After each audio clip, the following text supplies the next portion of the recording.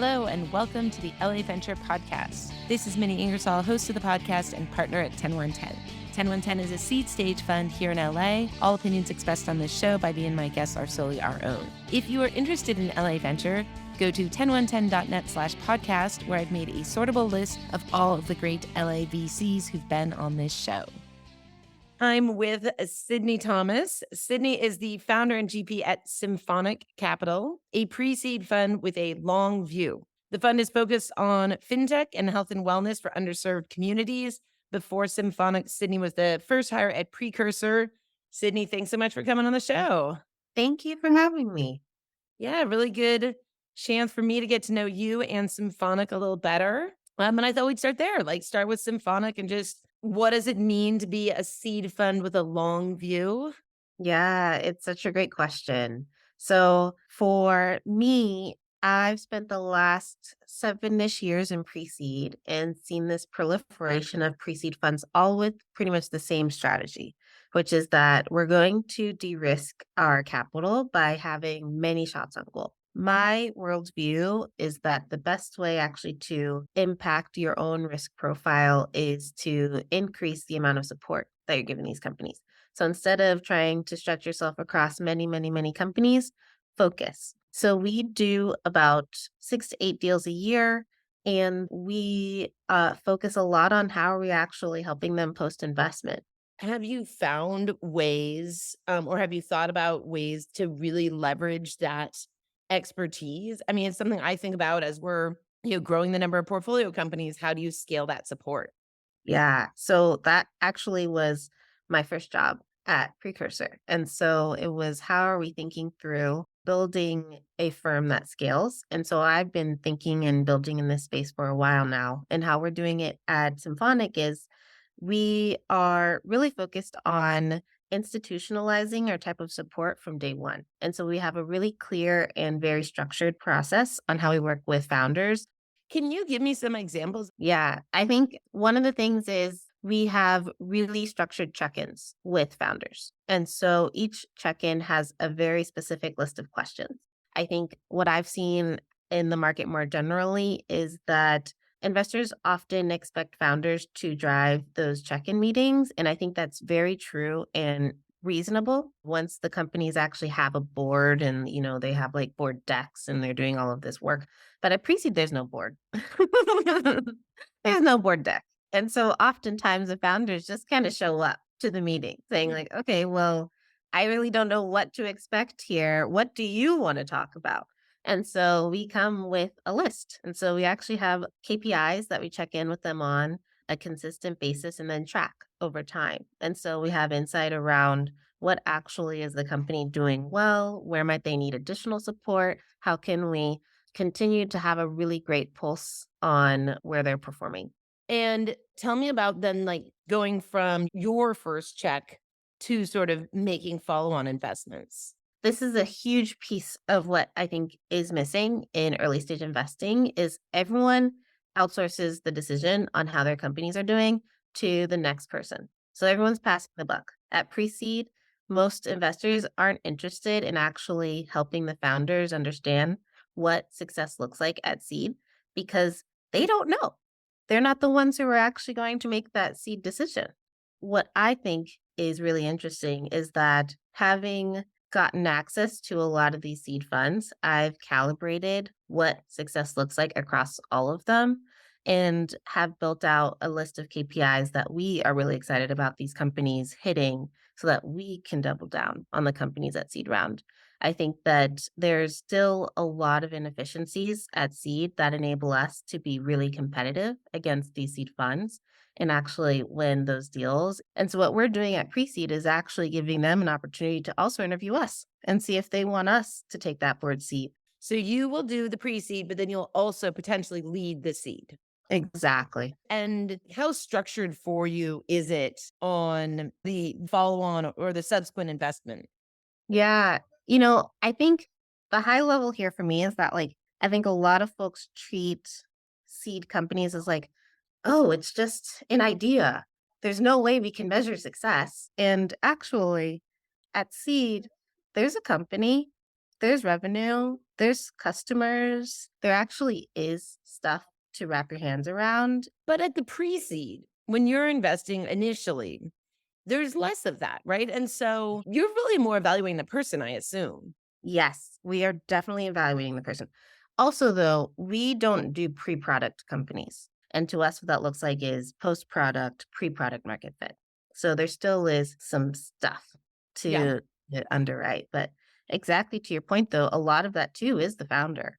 And so we're really excited about actually understanding the intentions of that founder because one of the things that we think a lot about is the fact that pre-seed is just hard. It's just hard. It's Oh, you it's have hard at every stage, though, unfortunately. it's true, and I think at pre-seed that you're not making a ton of money, you're not really, have a lot of people to help you, it's just a grind, and so you need to have this truly irrational obsession with the problem and the community that your product is solving a problem for. So we ask a lot about why are you in it? What are you doing it for? Who are the folks you're serving? What is your connection to that community? And really interested in founders who have a really strong tie there. What are you seeing? You've done maybe 6 years working at the early stage with early stage founders. What do you see for the ones that don't make it to the next stage? Are there sort of common advice you're giving or ways that you're sort of helping people avoid mistakes that you've seen in the past? It's a great question. And I think the answer is so dependent on truly like the year of the company. I Mm. think that so much has changed in what it takes to go from one stage to another. That wasn't true, I'd say, in like 2019 to 2021, 2022. I think that the cool thing now is, I think foundation, metrics, profitability, like the basics are back in favor in a way that I'm just so excited about. And so the companies that are doing really well are the companies that have built true businesses, not companies that are really great at selling stories. And I think that the folks who did really well in 2019 and 2021, both of those things didn't need to be true. You could be a great storyteller and have nothing. And we're seeing this in TechCrunch and PitchBook almost daily now of companies that grew and raised $15 million, $20 million, $100 million, and had not even one paying customer, had zero. And so let's talk about your areas of focus. So, health and wealth. What is digital health? I sort of know what it is, but who are the customers today? What does that look like today? So, digital health for us, because I think also digital health is so broad. And so I'm just going to talk about digital health for Symphonic is we're really excited about companies that are, the way we say it is closing access gaps for overlooked communities. And so that means increasing access to services, access to products that enable you to live a healthier life. So, companies that I'm excited about are companies that I've been investing in for years. And so, a few that from my track record include companies like Carta Health, which is helping folks who are suffering from cardiac disease get access to remote rehab services. Companies like Mira, that is helping folks who do not have health insurance access healthcare benefits. And so, in each one of them, the payer is different. So Mira, it's direct to consumer. So the folks who are getting access to services are the ones who are paying directly for the service compared to Carta Health, which is insurance provided. And so they're building partnerships directly with insurance payers and also hospital systems that then enable access to care for their end consumer. Got it. Do you see trends there where more people are, going directly to users as payers or to insurance? I mean, for a few years, we saw a lot of employer sponsored health plans as payers. We did. That's such a great point. And yes, we did. I'd say, especially a few years ago when, I think compensation, especially for tech employees, was at an all-time high, and folks are looking to build out other strategies to help retain their employees. We saw a lot of investment from HR into things like different types of healthcare products. I think we've seen a lot of pullback in that area, largely because of this rebalancing that is happening in tech. around both compensation and benefits. And so I'm really excited at digital health companies that are targeting insurance. I think that insurance is not going away anytime soon. They just touch so many lives. And I honestly think the cool part is that this community that I'm targeting through my investments, there's just so much innovation that they haven't seen yet. Because I think as a community, VCs have been focused on the same, I like jokingly say, like the same zip code. Mhm. Not even like the same segment of community, but truly like the same zip code of people for so long. Why don't others see it? I mean, I could answer that question sort of, but like, why don't others see it? And do you think it's not seeing the opportunity or almost like not seeing the founders in a way? I think that one of the saddest parts about VC is that you kind of exactly to what I was saying before that like this is a job that gives you the opportunity to learn consistently all the time. And yet, there seems to be this culture of people who want to pretend like they know everything. And I think if you like to pretend that you know what you're doing, you really are afraid to take risk in a way that I think is actually what we're paid to do. And so there's this, I think, lack of humility slash empathy and understanding and potentially being open to the fact that you might just not know and you might just be wrong and this founder might know more about what they're talking about than you do. So, what is that? Is that just human nature to want to feel like you know what you're talking about? I mean, like, there's that. Like, humility, it's hard, especially on a sort of more public stage. But do you think there's something structural in venture that is making people more so feel like they need to act like they know what they're talking about? There's so much there, Minnie. I'm like trying to figure out where I want to go with this because we could go like a lot of different places. I want to hear it. I do. Okay. And so, like, I'll say it and then I'll send you a note around whether or not I want to keep this in because essentially my answer to that is really focused on the gender gap in venture. I think that the fact that it is so male dominated forces this over index on traditionally masculine traits, which are certainty and that is actually, I think, completely in conflict with the job at hand, which is that we are compensated to take risk and to invest in things that we don't yet know will be successful and in people who we don't yet know will be successful. And so that requires a certain level of healthy balance. And that is, I think, a more traditional feminine trait. Yeah. I think that the acting with confidence does tend to be a more male trait. And I was on a panel discussion, and the question was women are told not to speak with verbal uptick. Yeah. It's a feminine trait or it's a feminine trait, right? Right. And the moderator was saying, she actually wrote a post and she was saying that speaking with verbal uptick is not necessarily a bad thing. It leaves room for disagreement. Yes. I love that. She wrote a post called "Maybe We Should All Talk Like a Woman?" question Yeah. mark. I love that so much. And venture capital, though, we reward entrepreneurs. It's a whole industry. It's not just in VC. It's we reward entrepreneurs who come in and say, I'm going to land a spaceship on an asteroid or whatever. And I have confidence that I can achieve it.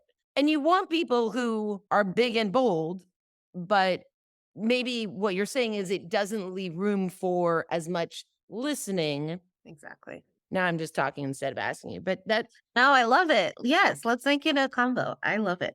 because, yeah, you had some stuff which I will quote from your website. I wrote it down. The world of startups is full of hype chasers and smooth talking hucksters, which maybe I've just been in it too long and I've drunk the Kool-Aid, but I actually tend to say the world of startups is like full of inspiration and I'm like still starry eyed by it. I mean, both can be true. You can have both. And I agree. I am constantly inspired by the founders that I work with and the ones that I get the privilege to watch build what they're building. And I think, especially in pre seed, when you don't yet have anything to show for yourself, Mhm.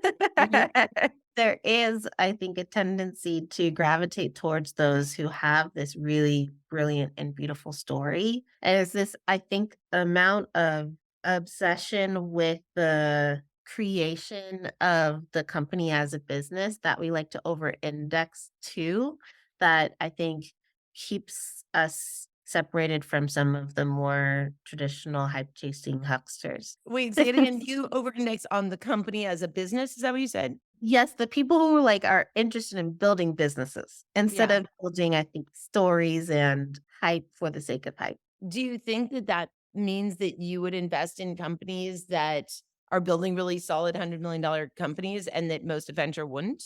I think that's a false dichotomy. I don't think that it's either or. I think there's back to some of these, more of the masculine traits. It's like either this or that. It's like maybe it's both. Yeah. So you left Precursor to build this on your own. That took some courage. Yeah. Yeah. So, what was your thought process there? Yeah, I think a big part of it was I know how to do this. It was actually a huge vote of confidence in myself and my own experience. I think that I was a very active part of building something else that became very successful. And that active participation gave me the skills and information that I needed to build this thing. Awesome. So how do you talk about Symphonic's brand? So, and you alluded to this by, calling out some of the things we're talking about on our website is we're just really blunt in a way that I think is, refreshing to founders and something that they don't get often. But I think there's this, I spent some time in New York before I came back home to California. And I think there's kind of like these opposite ends of the spectrum. It's like in New York, I don't know if you've seen that like 2 by 2, where you can either be nice or kind. And kind is when you don't really tell anybody the truth. No, no, Mm. no. Maybe that's nice. I don't know. I always get it confused. But there's like these words to describe what it looks like to be both honest but not mean. And we are really excited about being both honest and not mean, whatever that circle is. Yeah, I think you said you give really direct, maybe blunt feedback Hmm. to founders when you're not investing. I mean, I find that really hard because, at least for me, I feel like at least 50% of the time, the reason we're passing is because of team. It's easy to give feedback on the presentation, the product, the market. It's hard to say we didn't invest because we, for some reason, didn't get there on team. How do you do that where you're still nice or kind or whatever you're trying to be? Yeah.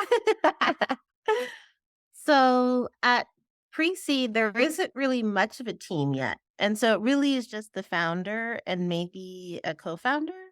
And so we almost always tie it to experience. Like, how are they experienced or not in this space? Okay, so it's an experience. I still find it hard because I just feel like everyone's so delicate. When you're a founder, it's you can be, I know. It's and I precious. never want to discourage people from building their dreams, and so the feedback is hard. It's so hard, but, that's also part of being a founder. You've gotten bad feedback. I've gotten bad feedback. I've gotten yeses. I've gotten tons of no's. It's part of the job. And so you have to be able to roll with both punches, which I think is back to as long as you're not being like mean spirited about it, I think it's okay. These folks they knew what they're getting themselves into. I was talking to somebody actually recently about this who was saying that the flip side of that is you're then preventing them from having this opportunity to learn or to actually experience the reality of the work that they're deciding to be a part of. And I think that's also a helpful reframe where it's not just that maybe you're protecting them, but also it might be that you're preventing them from really core or key learning. Yeah, it's good, and it's the way the world works. What surprised you about building Symphonic? Somebody said being a business owner, if you're not having a hard conversation every day, you're not a business owner. And I loved that because I think the thing that I realized really early on was that it's just series of hard conversations like every day. And I didn't anticipate that part of the work. but it's also a really cool opportunity for me to step into my leadership style in that way. And it's not always pretty. I'm falling on my butt and my face often, but I think that there is this really important communication skill that I have learned through launching Symphonic. How has your communication style then changed or improved? There's been more of it. I I'm an internalizer. I like to think, I like to process, I like to be in a corner in a room and just journal it out and just kinda, like, be in my own head for hours and hours and hours. And when you have a team, that's not how you can run all the time. There's a lot of information that I'm not allowing my team to have access to when I'm almost hoarding it by being in that corner by myself. And so it's been a lot more of this building consistency into my own communication. And then going through my important questions here, when and why did you move back to Southern California? Because sorry, we didn't even start there. You're in San Diego, if I'm not I mistaken. am, I am, I love it here. I'm back home. It's honestly been so nice to have so much more space to think. I'm now able to get some of that space by just being out of the bubble that is in Silicon Valley. I think when you're in the Bay, you're just getting pulled into a happy hour or a something all the time. Do you live with your parents or do you just live near your parents? I live with them. Yeah, so It's do I. Not nice. with your parents. Live with my own. And I love that. I like living with my parents a lot. Me too. I think there's something really special about that because our jobs are so weird. They're so weird. And so I'm able to, over lunchtime, talk to them like, oh, yeah, I just got off of this really crazy call, like loop them into my world in a way that I think was so foreign to them in even a few months ago. Yeah, it's kinda grounding, like, everyone else doesn't care about the deal that you missed or something. Literally, literally, they're like, "Oh, cool." They'll let me go on for a little bit and then bring it back to something else that's Yeah, so much actually more important. yeah. The plumber, I don't know, that's what we talked about last night. Anything looking back on your career that you do differently? Hmm. I think everything was when I'm in it, that's so easy to say, like, oh man, if I just would have done this one thing last year, I really missed the boat when I didn't do that thing 2 years ago. And then you realize, how much information you were able to gather and learn both about yourself and your abilities and your dreams through the work and the life that you lived. Because I don't know what the outcome would have been if I would have changed anything else. Like this outcome that I'm at right now is the best. Do you actually get the chance, though, to be like, "Okay, my 13-year-old self would be proud to see me here?" Oh my God. I try. I did a hike this morning and I just sat and just thought for a while about just this journey. And it was great. Do you have any particular, like, when you're like, for me, it's my 13-year-old self would be relieved, I think.